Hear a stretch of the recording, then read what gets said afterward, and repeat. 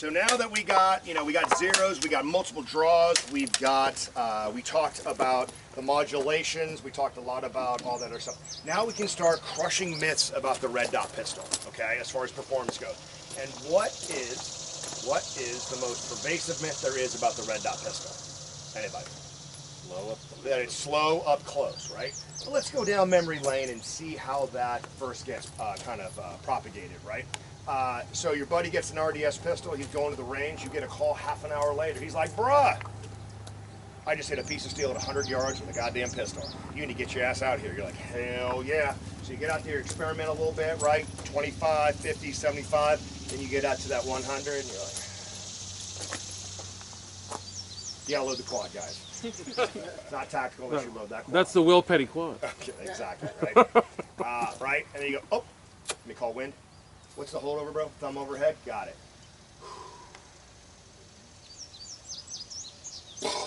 Ding, then you left like a high school cheerleader, right?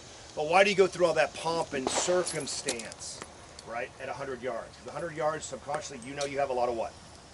You have a lot of time, right? And you're like, hey, man, let's do something more realistic with the pistol. They keep on talking about this 3 seconds, 3 rounds, 3 yards thing. Let's go up and shoot at 3 yards. You come up to 3 yards, you replace the steel with paper. At least I hope you do. Okay. But now you're at 3 yards. What do you know you don't have a lot of subconsciously? Time. So you start hunting and turtling for the dot. But because you're invoking all that useless frenetic motion, you invite what's called multiple moving axes, right? Perfect world in practice. I don't move, target doesn't move, hands, eye, dot. You're good to go, right? Only thing that moves is my hands to my eye, okay? But you're hunting and turtling, right? So you go forward and sideways and squat and put your shoulders up and lock your shit out, causing all these multiple moving axes so the eye, the dot, and the target don't line up. And then you get frustrated, you're like, God damn it, what's the problem here? I'm a meat eater, why can't I find this stupid dot? And you're like, oh, I know the problem. I don't have the proper mindset, right? And what I say about mindset yesterday, guys, what solves problems, mindset or skill set? Skill set solves problems. Now, if you don't have the mindset to invoke those skill sets, that's a problem too.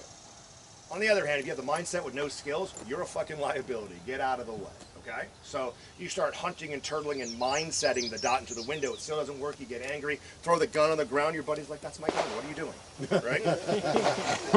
And then to make yourself feel better, you go on the Wilson Combat podcast and go, guys, the dot is slow up close. Oh, no. And then I walk into the thread and I'm like, hey man, how much training you got on the dot?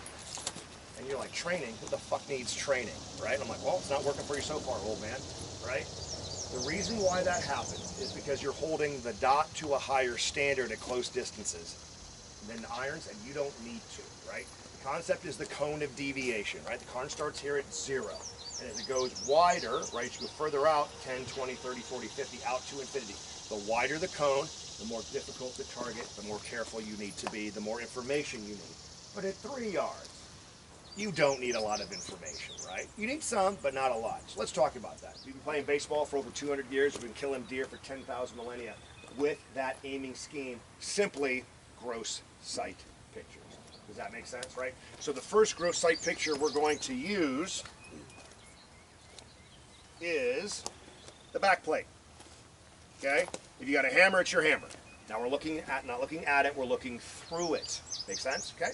The next gross sight picture is the window of your optic. We're using the housing as the outline, putting the glass in the middle. We're going to shoot 3 rounds, see how accurate we can be. All right? Finally, the last one is the guillotine. We're taking that A-zone and we're cutting it in half with the top of the optic. All right? So if you got an RMR HD, kind of looks like that. Cool. You got a hollow sun, a SIG, a delta point. It looks like that. You're using the apex of that housing as your aiming point, okay? SRO, very similar. It just looks like that. I'm going to demo this. Let's see how accurate I can be with these gross sight pictures, okay? So you guys can come up a little bit closer. I'm just going to be here at the 3. All right, so the first one, back of the gun, the hammer. Here we go. Glass. Top of the optic. Okay, downrange? Downrange. Where's Shaney at? Right here. I heard him. You heard him. You heard him. I've been working on my splits.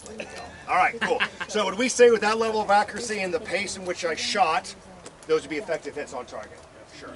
Now you also notice that every time I shot, I broke the gun off. It was literally like this. I raised the gun up. As soon as I saw I wanted to see, so you know I didn't get a good red dot sight picture, right? I have to do that. So for me not to find the dot, I'd have to be underwater fighting sharks or some shit, right?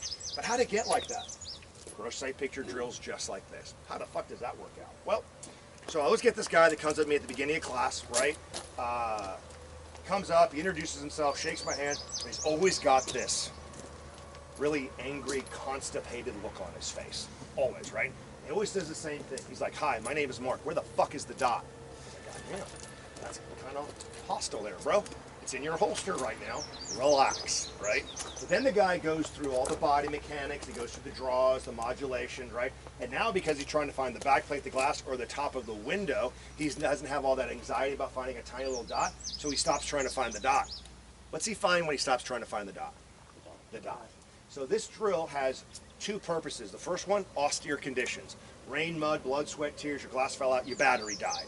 But you're at a close distance with a big ass target, you still got to get your work done. The next one, right, the other one, is a recognition of a higher level of performance at this distance, which we'll talk about when we get there. But right now, we got to figure out which gross sight picture you guys think you like the best. So what we're basically doing is this, guys. You're going to be at the 3-yard line. Guns are out. You are aimed in. I don't want to see any presentations. Gun is aimed in, and you're going to go through the 3, right? Back plate, glass, top of optic. Why do I not want you to present? Because it has nothing to do with what we're doing right now. You add an extra variable, it could cause a mistake, okay? Cool. Relay 1, you're up first. First one, put the back of your gun on the target. Do it now. Aim in. 3 rounds, ready. Up. Now put the glass in the middle of the target. Don't care if you see the dot or not. 3 rounds, ready. Up. And finally, cut that A zone in half with the top of your optic. 3 rounds, ready. 3 rounds, ready. I know you're excited, wait for the up call. Put your glass in the middle of the A zone. Don't give a shit if you see the dot or not. 3 rounds, ready. Up. And finally, cut that A zone in half at the top of your optic. 3 rounds, ready. Up. Hell yeah. America! Everybody guys? Everybody holster, downrange, pick up. Caddy! Glass, back plate. Guillotine, okay? Guillotine. Back plate. Guillotine. Back plate. Guillotine. Guillotine. Guillotine. Back plate. Guillotine. Guillotine. Same. Guillotine. Glass. Okay.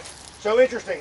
So here's the thing, right? We've got a diversification, right? That's usually because some of you guys have already done this before and maybe trained with people that are my endorsed instructors. So you've gone beyond the glass part. Glass always wins by a margin of 50% in my classes. Why? Not because it's better, not because it's worse. It's just a larger surface area on your optic, right? And a lot of you are drawn to it because you think if you look at the glass, you'll see the dot. Not wrong. Not necessarily right over the other 2 either.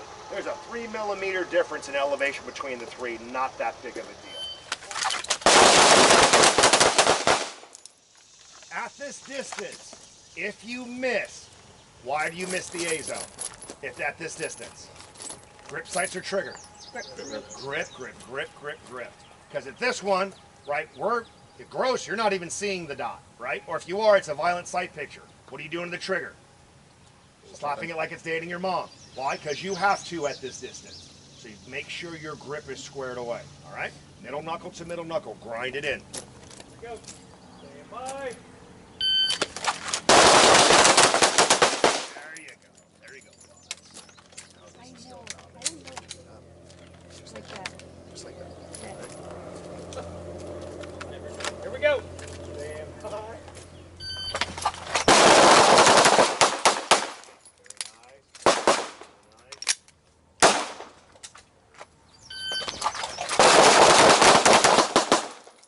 Here we go.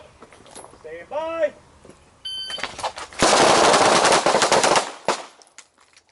Shooter ready. Stand by.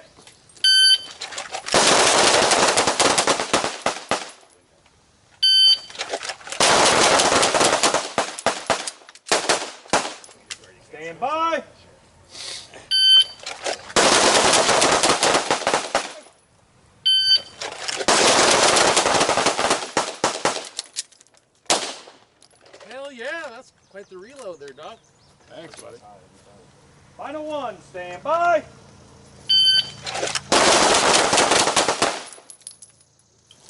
All right.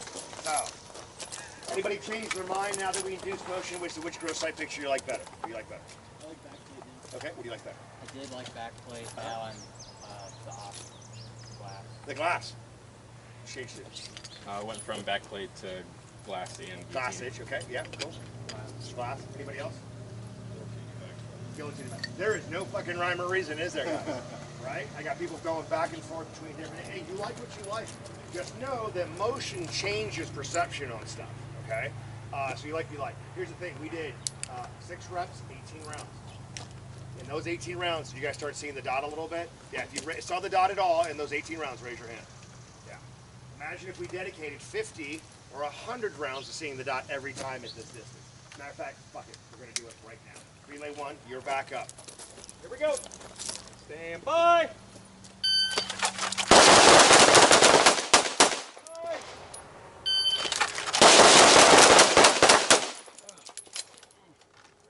I didn't say this yesterday because you guys did a pretty good job.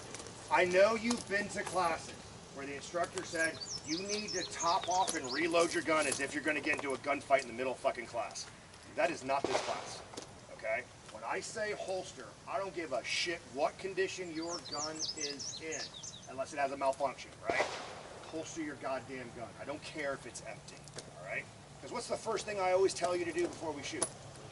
Load and make ready, check the status of your gun, press X, okay? So, holster your goddamn gun when I say holster your gun, okay? Does that make sense?